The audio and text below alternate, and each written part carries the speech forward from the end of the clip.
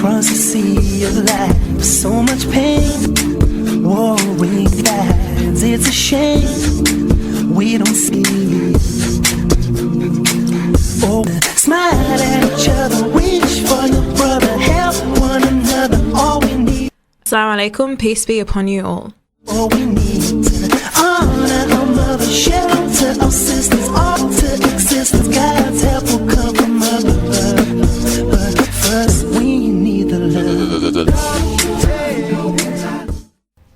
Welcome to another episode of The Y Factor. Today is the 28th of April 2011. My name is Miran. I'm Tasnim. And I'm Mohamed. And you're listening to The Y Factor on 87.6 FM. And last week was a fantastic episode about food. Unfortunately, I couldn't make it. How did it go? Well, it was great, and we've actually had a lot of good feedback about the restaurants and things like that. And throughout the week, me and Zainab, to actually, act on our own advice, did go to some of those restaurants, and honestly, they're so worth it. Now, I know some people spoke to me about actually having a list of those restaurants. Yep, so we've asked Zainab and she's agreed to actually write up a blog entry listing all of those restaurants, their locations and what cuisines they offer. Inshallah, we'll provide a link to that blog post on our Facebook page, which is the Y Factor Radio Show. If, however, you don't have a Facebook and you would like to access that blog post, please shoot us an email on yfactor@live.com.au and we'll send you the link in a reply.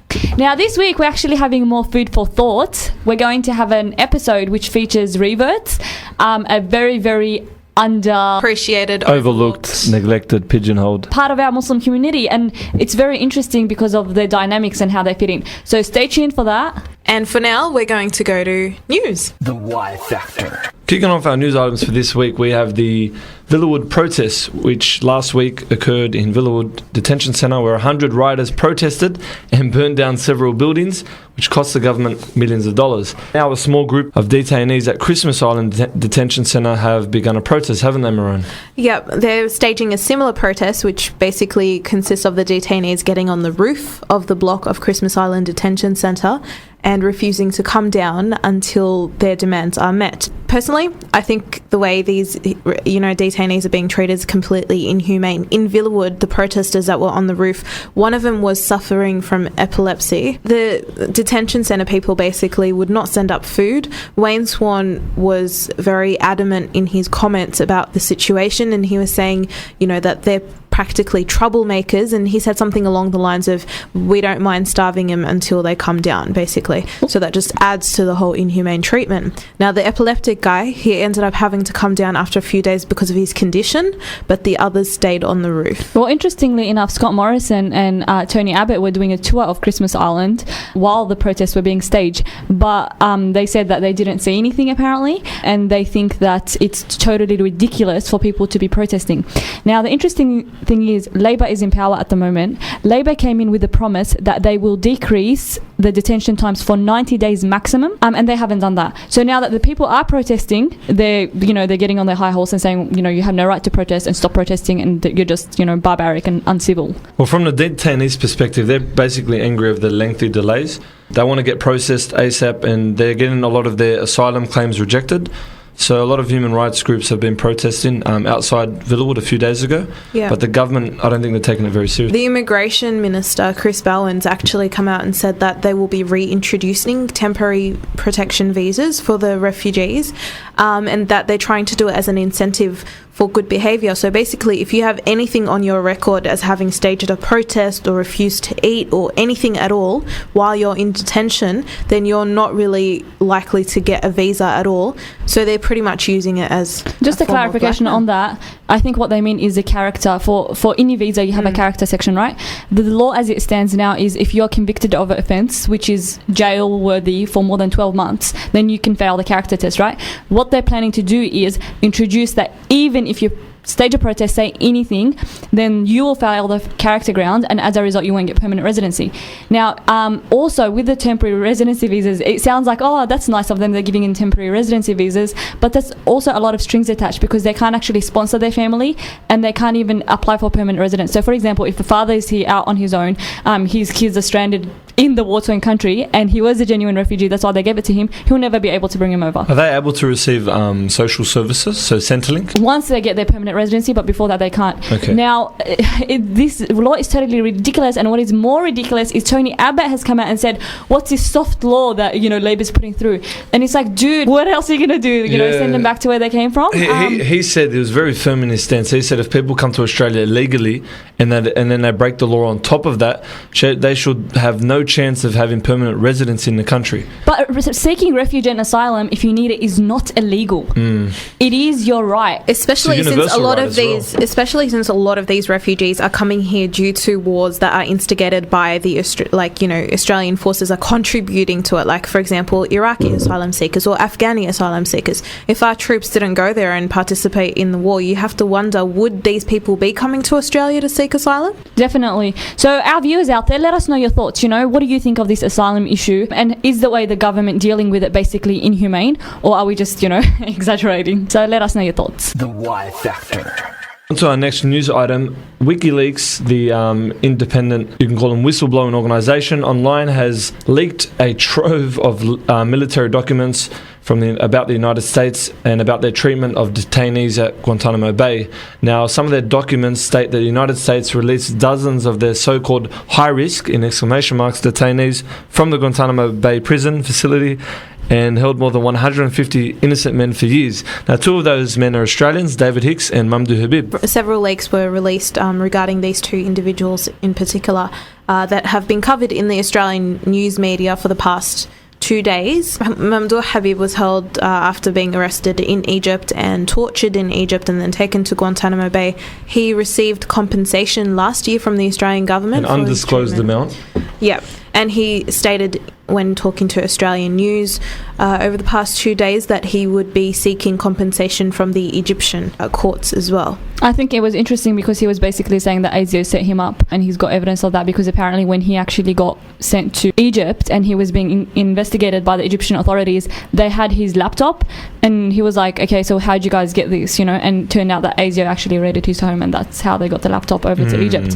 And it's interesting because the WikiLeaks documents, which have actually been covered by global news organizations, one of them actually says that the Saudi king actually told the US to implant chips into the Guantanamo Bay detainees, and they were having ethical issues and dilemmas about that. But I think the most horrific and disgusting thing about it, these files being released, is they actually go through some of the reasons why some of the prisoners were actually detained. And some of them are just honestly bizarre. Like, one guy was actually detained because he was actually a captive of the Taliban for 1 year. So what, the US official thought was, okay, he knows a lot about the Taliban because he was detained by them for 1 year. Why don't we detain him too? So that's why the guy was detained. And it's not like he's detained in a hotel room. That's right. They're just asking him a few questions every day. No, Guantanamo Bay, as we've all known from, our readings and documentaries and whatever, the most horrific human rights abuses. Well, this hasn't changed the Australian politicians' opinion on the matter. The Foreign Minister, Alexander Downer, the ex-Foreign Minister at the time, he actually commented about this and said they're both terrible people. David Hicks and Mamdouh Habib. But if you read the way they're being treated, okay, you know what? We are not on the Y Factor, getting into their history, what they did and was it justified. We're not getting into that. We're talking about as a human being, the way they were treated. Now, on those files, some of the detainees were actually forced to act like dogs and animals and urinate on themselves, and they were actually sexually harassed and mistreated and all this stuff. Okay, fair enough. You have a problem with them, with their mentality.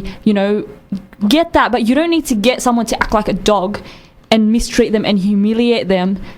And one can only imagine how physically torturing it would have been. And some of them were very young. Damaging. There was 14-year-olds, 16-year-olds that had been there. One of them, I think the 14-year-old from Britain, had been there for over 9 years or something. Wow.